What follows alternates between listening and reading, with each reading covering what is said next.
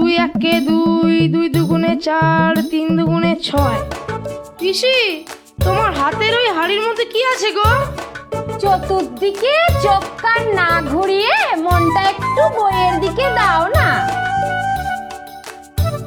দেখি তো পিসি কি নিয়ে যাচ্ছে।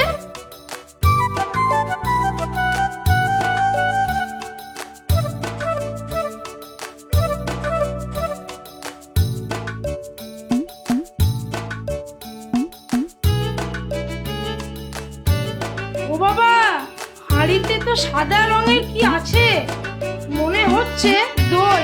ও বাবা, এক হাড়ি দই। এ বাবা, শেকল খুলবো কি করে? আমার হাত যায় না তো। না, যাই দাদাকে ডাকি।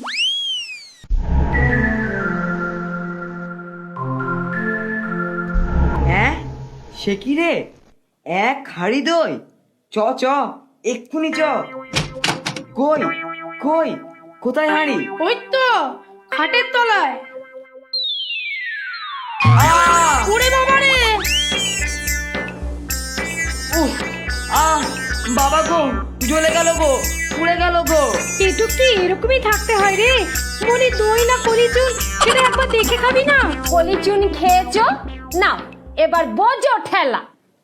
এই ঘটনার মাসখানেক পর একদিন সকালে আরে বাস, মা ক্ষীরের নাড়ু পাকাচ্ছে। গন্ডা 3-4 উদরস্থ করতে হবে। বৌদি, এই নাড়ুগুলোকে সাবধানে রেখো। হরির যদি দৃষ্টি পড়ে না, ব্যাস হয়ে যাবে তাহলে। সে আর বলতে।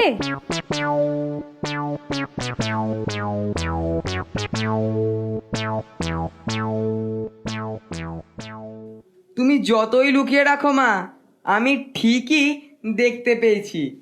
সেই দিন দুপুরে হরিপদর মা একটু তন্দ্রাচ্ছন্ন হতেই হরিপদ চুপি চুপি গেল নাড়ু ভোজনে। কিন্তু হঠাৎই হরি, হাই হরি, হাই হরিপদ, হরিপদ।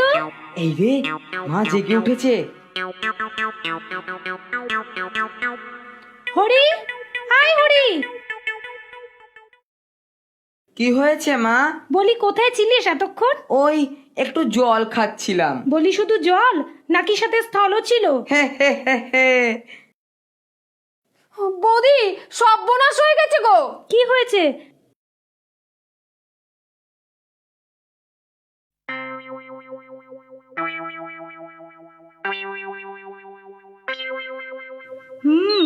চিন্তা করো না, সকালে সেকো বীজ দিয়ে যে ক্ষীরের নাড়ু বানিয়েছি সেগুলো খেলেই ব্যাস, বাচ্চাদাররা একেবারেই কুপোকার।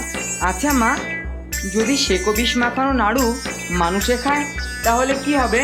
দুটো একটা খেলে মাথা ঘুরবে, গা হাত পা ঝিমঝিম করবে, বমি বমি ভাব আসবে। আর যদি একেবারে 10-12টা খায়? সর্বনাশ, তুই খেয়েছিস নাকি? ও মা, তাহলে আমার কি হবে গো? আমি বোধহয় আর বাঁচবো না গো।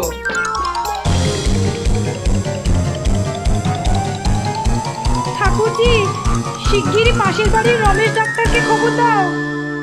এরপর ডাক্তার এলো। কদিন পর হরিপদ যখন চিকিৎসকের হাত থেকে মুক্তি পেল, তখন হরিপদ একদম পাল্টে গেছে। সে আর আগের পেটুক হরিপদ নেই।